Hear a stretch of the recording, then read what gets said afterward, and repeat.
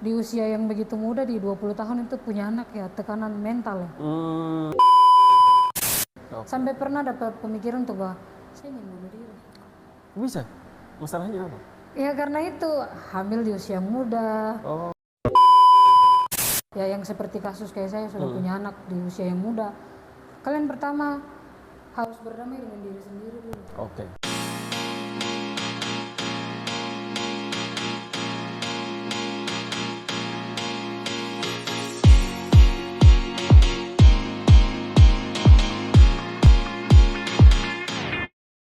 Salam paras. Baik, pada kesempatan kali ini saya kehadiran tamu yang sangat istimewa sekali. Perkenalkan, nama saya Jewel Chris Esther Mirino. Kalau nama, Tapi ya nama aslinya itu. Nama brandingnya itu. Nama trendingnya itu Usi. Jadi Usi itu dari kecil saya punya kakak orang Serui. Oke. Kemudian kan kompleksnya itu banyak orang Ambon. Sering dipanggil Usi, jadi pas pulang ke Biak mereka panggil saya Usi. Jadi Usi itu kakak. Padahal bukan besar di Ambon ya, tapi tapi dipanggil karena Usi. di Papua itu kan Ya. banyak orang Ambon juga kan. Jadi ya, karena terbiasa di situ ya dibawa sampai di rumah ya, dan terus sampai sekarang ya. Jadi sampai sekarang semua itu tahunya Usi. Jadi nama Jewel Chris Esther itu tidak ada yang tahu, mungkin yang lebih tahu teman-teman di sekolah, begitu ya. SD, SMP, SMA, sama perkuliahan saja, teman kampus. Oke.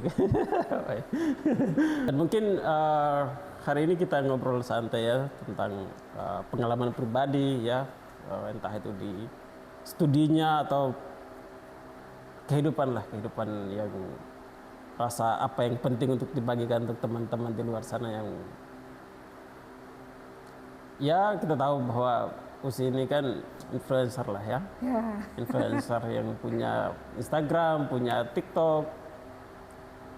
Artinya di dunia itu dia sudah mulai mendalami ya, sudah terjun ke sana, sudah mulai membangun brandingnya ya. Nama Usi itu kan sudah dikenal sebagai teman-teman. Bahkan banyak, saya yakin banyak followers yang tidak tahu kalau nama aslinya yang tadi. Banyak orang dengar tadi ya. mereka hanya tahu Usi, ya sudah Usi. Oke. Jadi sampai dimanapun juga kalau jalan Usi. Iya. Jadi artinya kan sekarang kan teknologi sudah mulai membuka peluang gitu ya. Saya pikir ya apa yang dilakukan Usi ini, saya pikir ini sangat baik begitu ya, bisa menjadi motivasi lah untuk teman-teman yang mungkin bingung ini mau jadikan sosial media atau punya smartphone yang mahal tapi tidak bagaimana memanfaatkan itu ya untuk entah itu mendatangkan uang ataupun membangun personal branding. Itu kan masih kita banyak yang tanda kutip belum memahami untuk itu ya. Oke, sebelum kita jauh ke sana mungkin coba ceritakan sedikit asalnya dari mana, terus kuliahnya, perjalanan hidup di Tanah Rantau lah bagaimana itu. Tadi saya perkenalkan nama, jadi teman-teman saya asalnya dari Kabupaten Biak Numfor. Oke. Di sini saya kuliah di Proklamasi 45 Yogyakarta, jurusan psikologi. Dan sekarang sedang skripsi. Skripsi ya. Ya. Wow. Oke. Terus di sini saya tinggal di Sleman, di belakang SCH Sleman City Hall. Oh, oke. Jalan Palagan. Oke. Siap. Terus apa lagi kakak? Terserah apa yang mau dia. Oke, jadi teman-teman. Pengalaman di Jogja apa? Pengalaman di Jogja luar biasa.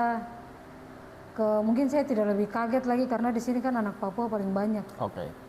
Anak Papua paling banyak di sini. Dan sebelum saya ke Jogja, dulunya saya di Solo. Oh begitu ya. Saya di kampus Universitas 11 Maret. Dulunya di sana. Ya, apa namanya? UNS. UNS. Unsemar. Super Semar, terbawa Super Semar. Itu. Oke. Jadi saya dulu kuliah di sana. Sempat di Fakultas Kedokteran. Oke. Oh. Terus karena pergaulannya bebas, ingin coba-coba, akhirnya saya punya anak waktu itu di sana. Oke. Sempat mengalami down di Solo. Ya, di usia yang begitu muda, di 20 tahun itu punya anak ya, tekanan mental ya. Mental. Terus saya dipaksa untuk kerja keras. Saya pikir nanti ketika mungkin sudah punya anak jadi nanti bisa sampai menikah, ternyata ya tidaklah. Ternyata tidak sampai di sana. Ya saya bersyukur walaupun itu kesalahan sih, cuma saya bisa belajar dari kesalahan itu. Siap, itu paling penting. Kesalahan itu, dan begitu dari Solo ke sini saya mulai circle pertemanan dikasih sempit. Dikasih sempit lagi, saya lebih banyak dengan teman-teman di kampus. Siap. Mulai fokus di kampus, mulai belajar. Saya magang di Jakarta 2019. Itu 2019 ya? Magang di Jakarta di kantor Perum Bulog. Itu tentang apa itu? Di Perum Bulog itu saya di bagian corporate tentang pelatihan. Jadi setiap ada dia punya karyawan yang baru dilantik jadi pejabat, ditaruhlah di corporate situ. Jadi bukan hanya di bagian Jakarta, ada dari Surabaya, ada dari Papua. Luar Jakarta lah ya. Ya, mereka pelatihannya di situ. Lebih fokusnya ke mereka ke kepemimpinan. Bagaimana ketika mereka menjadi pemimpin, terus dengan karyawannya, anak buahnya tuh seperti apa? Komunikasinya ya. Kerjasama, kolaborasinya antar pemimpin. Teamworknya itu dilatih di situ. Saya di bagian itu. Terus saya mulai masuk ke dunia konten kreator ini. Saya termotivasi pertama itu dari saya punya suami nih. Nah dia kan awal mulanya tuh sering di situ, tapi dia dulu di YouTube. Dia kayak buat konten-konten baper sama cewek-cewek. Tapi tidak cemburu kan? Ya hanya sekedar konten ya. Sekedar konten. Jahat sekali nih kalau ini teman-teman di. Jadi dia sering buat konten kayak begitu. Terus saya bilang, ayo, kok bikin, kok punya jurusan ini bagus ini, kok psikologi, kok bisa berikan. Kau punya pelajaran apa yang kau dapat di kampus, kau bisa salurkan tapi lewat media. Saya bilang, saya tidak berani, saya belum berani. Terus waktu ada pelatihan dari Pak Ari Ginanjar, dia kasih pelatihan tapi tentang seminar motivasi. Tapi dia lebih ke kayak apa? Lebih ke mental, lebih ke membangun pola pikir. Mental lah. Growth mindset, ya, perubahan pola pikir dia lebih ke situ. Bagaimana mengatur jam belajar, bagaimana mengatur jam kerja. Terus kalau misalnya ingin dalam sebulan gajinya 2 kali di tempat yang berbeda, bagaimana cara mengaturnya? Dia lebih ke open mind. Strategi kayak begitu. Nah, saya termotivasi di situ. Saya termotivasi, kayaknya saya jurusan ini bisa nih, saya bisa ambil materi tentang penyesuaian diri atau tentang apapun, saya bisa berbagi di situ. Akhirnya sudah saya ikut. Jadi awal mulanya itu dari situ. Awal mula buat konten kreator itu dari situ. Mungkin sebelum ke ini ya, konten kreator mungkin ini juga untuk informasi untuk teman-teman yang mungkin teman-teman kita dari sana, dari daerah yang mungkin mau kuliah di sini, mungkin apa pengalaman pertama mungkin seperti shock culture gitu ya, mungkin ini lingkungannya beda, bagaimana kita memilih situ atau bisa menyesuaikan lah dengan. Pertama kalian harus cari paguyuban yang jelas. Terus punya komunitas di kampus juga itu penting sih, tapi jangan terlalu fokus di organisasi, kadang itu juga memperhambat. Benar. Yang kedua, pastilah ada penyesuaian diri. Jangan sampai teman-teman yang atau adik-adik yang baru mau datang sampai di kota studi entah Jogja, Jakarta, jangan langsung kaget ketika lihat sesuatu murah, jangan langsung wah. Jangan. Jadi berusaha untuk menjaga pergaulan, pilih-pilih teman. Memilih teman itu bagus sih, jangan karena tung sama-sama dari Papua jadi saya ikut dong saja. Tidak boleh. Biasanya kayak tung dengan teman-teman sama-sama dari Papua itu pengaruh besar. Begitu ya? Kadang kalau ada teman yang tidak mau ke kampus, bahasa setelah kampus baru masuk ke kampus tuh. Akhirnya terpengaruh. Terus kalau ada teman-teman yang ya suka jalan-jalan, buat teman-teman yang hobinya jalan-jalan sampai di sini jangan dibatasi. Kalian harus tahu tujuan ke sini tuh untuk apa. Oke. Kalau tujuan untuk sekolah ya sekolah. Kalau tujuan untuk jalan-jalan ya jalan-jalan. Boleh sih jalan-jalan tapi jangan terlalu berlebihan karena nanti ada yang tertunda. Siap. Ya, setiap keputusan ada yang harus dikorbankan ya, itu ya kira-kira. Pilih jalan-jalan atau pilih sekolah, ya itu ya. Tapi ingat wah itu tadi waktu tidak bisa menunggu kita, itu masalahnya ya. Oke, mungkin pengalaman pribadi yang sangat menyentuh, kesan pertama lah ketika berada di Solo, melihat lingkungan yang berbeda dan hal positif apa yang bisa dipetik dari lingkungan seperti itu? Pertama, kalau untuk saya sendiri sifat dengan karakter. Kalau dari Papua tuh, weh gue dari mana nih? Kayak gitu tuh, weh. Dulu kan minta maaf saya sempat juga kan orangnya suka maki-maki. Oke. Teman-teman di jalan panggil sebutan itu sampai ada teman bilang, loh kalian kok dari timur sukanya panggil teman anjing? Oh gitu ya? Terus saya bilang, oh, berarti orang-orang di sini mereka karena di Solo kan dengan Jogja kan kakak tahu sendiri kan mereka lebih halus. Siap. Mereka lebih tata keramanya itu lebih dijaga. Oke. Nah, kalau untuk saya sendiri ya Solo itu tempat di mana saya karakternya dibentuk. Dari cara bicaranya yang tadinya ceplos-ceplos, ceplas-ceplos sembarangan akhirnya bisa ditata. Oke.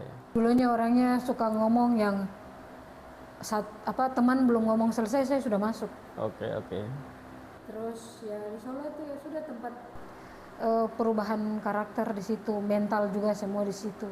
Siap. Jadi sampai ke Jogja sudah mulai sudah arahnya kemana. Oke. Wah, keren. Berarti ketika sejak kapan terpindah dari Solo ke Jogja? 2019. Berarti ikut pelatihan, setelah pelatihan ataukah langsung sudah? Pas sudah di sini. Sudah di sini baru berangkat ke Jakarta itu? Biasanya berangkat ke Jakarta itu Agustus tanggal 5 2019. Oke. Berapa lama di sana? 6 bulan. 6 bulan? Iya, Wow. magang bersertifikat. Oke. Saya bilang daripada ini ya cari-cari pengalaman. Wah, itu keren itu. Nah, kenapa muncul, sorry ya, bukan saya menjudge atau apa, tidak. Jarang kita dari sana itu jarang punya pemikiran seperti itu begitu ya. Sedikit orang saja, saya tidak bilang semuanya. Ada beberapa yang bisa berpikir bagaimana memanfaatkan peluang ketika dia berada di tanah rantau, menimba ilmu sebanyaknya. Ya, soal tadi lingkungan juga mempengaruhi untuk dia bisa bebas mencari pengetahuan atau pengalaman. Nah, apa yang muncul dalam benak ketika saya harus cari pengalaman seperti ini? Semua berawal dari saya membuat kesalahan dulu. Oke. Ya, saya sudah punya anak itu kesalahan terbesar yang saya lakukan karena pertama saya tidak jaga pergaulan. Oke. Dari situ saya belajar dari situ, tapi saya tidak bilang anak saya itu kesalahan, tidak. Dia itu anugerah. Siap. Justru karena dengan begitu saya akhirnya sadar. Siap. Saya akhirnya sadar terus lebih ke memotivasi diri sendiri karena pada di waktu itu tuh tidak ada teman-teman siapapun yang memotivasi diri saya sendiri. Sampai pernah dapat pemikiran tuh bahwa saya ingin bunuh diri. Bisa? Masalahnya apa? Ya karena itu hamil di usia muda, terus hubungan relationship tidak jelas mau dibawa kemana, terus di DO dari Fakultas Kedokteran. DO karena lama kuliah atau karena DO karena saya waktu itu kan program beasiswa, jadi ada teman yang lapor, akhirnya dari Dikti langsung putuskan semua. Oke. Jadi saya lebih ke belajar dari pengalaman, belajar dari kesalahan. Jadi kesalahan terakhir yang saya buat itu jadi batu loncatan ke depan. Apa yang harus saya rubah? Jadi saya semenjak hari itu saya langsung berpikir bahwa ketika saya dapat kesempatan, saya harus gunakan itu dengan baik karena tidak ada yang namanya itu yang datang 2 kali. Kalau kesempatan itu dia datang 2 kali itu namanya keberuntungan. Jadi itu yang buat saya apapun ditawarkan untuk sesuatu yang positif saya ikut. Wow. Jadi saya bersyukur ketika magang di Jakarta Karena waktu saya ikut pelatihannya Pak Ari Ginanjar itu sempat diliput terus di-share di sosial media. Mungkin nanti coba kakak cek tentang ISQ. Oh ISQ. ISQ Pak Ari Ginanjar. Oke Itu oke. saya ikut, terus ada teman-teman dari Asrama Bintu ini, mereka lihat saya diundang jadi pembicara memotivasi adik-adik di 2019 di Imogiri. Oke oke. Wah. Jadi itu awal panggung pertama saya untuk di dunia nyata untuk menyampaikan bagaimana memotivasi kamu diri, bagaimana menyesuaikan diri ketika Oke oke. kamu baru datang ke Tanah Rantau untuk Rantau. sekolah. Jadi itu awal yang baik itu saya rasa di waktu itu diundang di Mogir jadi pembicara itu. Oke oke. Wow keren ya.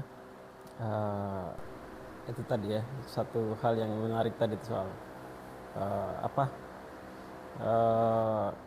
kesempatan itu kalau datang 2 kali itu kan namanya keberuntungan. Keberuntungan. Nah, itu pun jarang sekali kita temukan Iya, hal seperti itu ya. jarang. Jadi waktu yang ada ya atau kita mampu lah atau PK dengan hal-hal yang positif kita harus segera ambil menjemput bola lah Iya istilahnya. benar. Jadi itu ya mungkin itu juga yang menjadi salah satu masalah juga ya soal tadi yang katanya ada masalah dulu baru kita berpikir. Saya pikir ya siapapun manusia di muka bumi ini pasti melakukan kesalahan gitu ya. Dan banyak orang-orang hebat pun coba cek mereka punya pengalaman ada jatuh bangunnya, kesalahan, bahkan berbagai hal mereka lakukan gitu ya. Tapi ada satu titik di mana mereka harus berpikir ulang. Oh ternyata saya sudah salah jalan atau apa begitu ya. Akhirnya mereka berpikir oh saya harus melakukan ini. Banyak loh yang akhirnya bisa menjadi orang-orang hebat ketika setelah melakukan sebuah kesalahan gitu ya.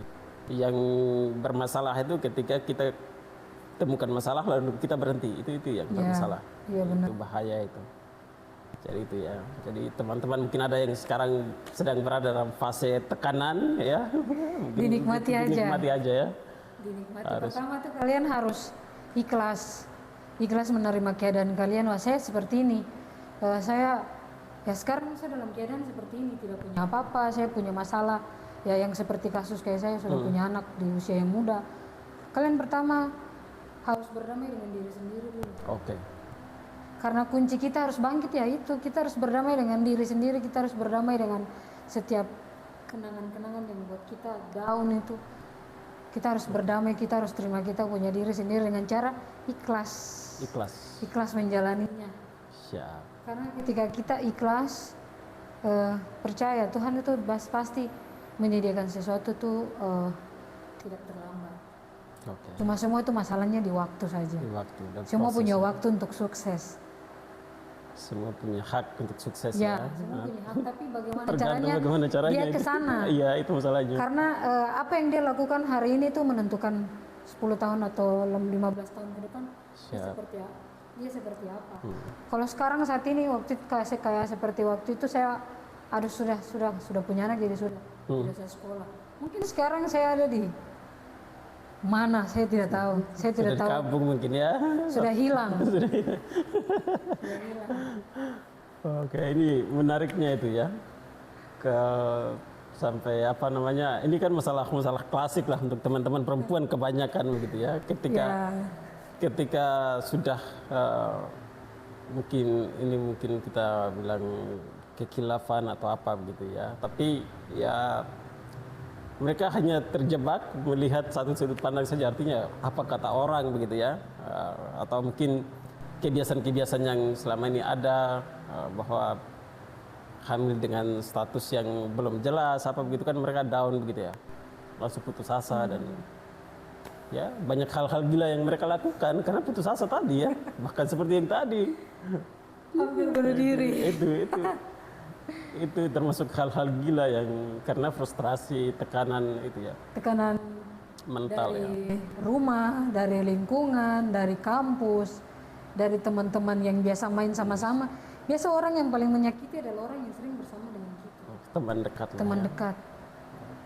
Karena dengan kita mereka tahu keadaan kita seperti apa, tapi dalam posisi stres gitu kita pikir mereka yang terbaik, ternyata tidak.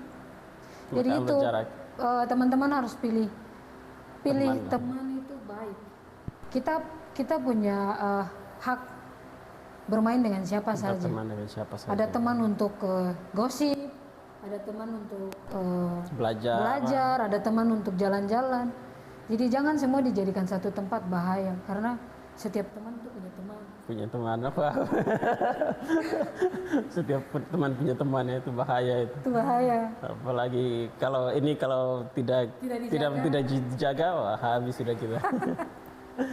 Soalnya CCTV ini kan ada di mana-mana di dunia sekarang ya. Oke. Mungkin kembali soal konten kreator nih. Tapi hal yang membuat saya salut untuk Kak Esther, bahwa artinya dengan kondisi seperti itu, kok bisa secepat itu langsung menjadi konten kreator gitu. Artinya bisa tampil di muka umum gitu ya, dengan beberapa hal yang tadi disampaikan, contoh seperti yang mungkin kuliahnya belum selesai, atau tekanan dari orang tua atau lingkungan dengan status yang sekarang di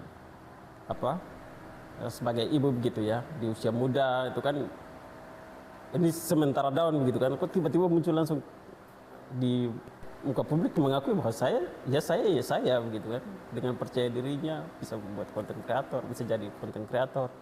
Apa yang mungkin muncul dalam diri Esther untuk bisa untuk melewati itu, tantangan seperti itu? Kalau langsung saya terjun di dunia konten kreator itu, pertama yang tadi saya bilang, kita harus berdamai sama diri kita sendiri dulu. Ketika kita berdamai sama diri kita bisa berbagi, kita punya pengalaman sama orang lain. Karena tidak semua manusia tidak pernah berbuat dosa, pasti mereka melakukan itu. Cuma dari kesadaran masing-masing, setiap orang itu dia melakukan kesalahan, dia sadar apa tidak. Jadi saya tuh kenapa lebih cepat langsung ke dunia konten kreator, karena pertama saya sudah berdamai dengan masa lalu saya. Yang kedua, saya rasa ini perlu di-share, entah itu mau dihujat netizen kayak sekolah lama, terus sudah punya anak. Saya sudah tidak pikir itu lagi, sudah tidak ada pikiran tentang itu. Terserah apa yang mau mereka katakan, terserah. Yang penting, yang saya rasa yang pengalaman positif, yang saya bisa berbagi sama teman-teman, mereka yang bisa ambil yang positif dari saya, mereka ambil. Yang tidak baik jangan ditiru. Termasuk yang tadi itu ya, yang kesalahan-kesalahan itu di-share supaya teman-teman lihat bahwa ini ada bahwa hal. Mereka tidak sendiri. Karena mungkin saat ini ada teman-teman yang sama seperti saya yang sudah punya anak, tapi mereka tidak mau menggali potensi kembali, mereka tidak mau bangkit. Ya mungkin dengan saya share pengalaman pribadi, mereka merasa bahwa mereka tidak sendiri di dunia ini. Jadi walaupun salah, tapi dari kesalahan saya berbagi buat teman-teman, ada poin plusnya juga buat saya. Jadi itu dia mengingatkan saya, pernah saya membuat kesalahan seperti itu, tapi saya juga punya hak untuk berubah. Jadi punya hak untuk berubah, itu penting ya.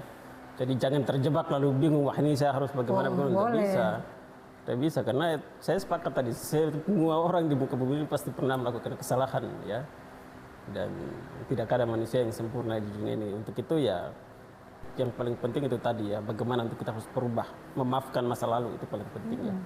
Memaafkan masa lalu, ya memaafkan diri sendiri, menerima realita yang terjadi dan mau untuk berubah ke depan.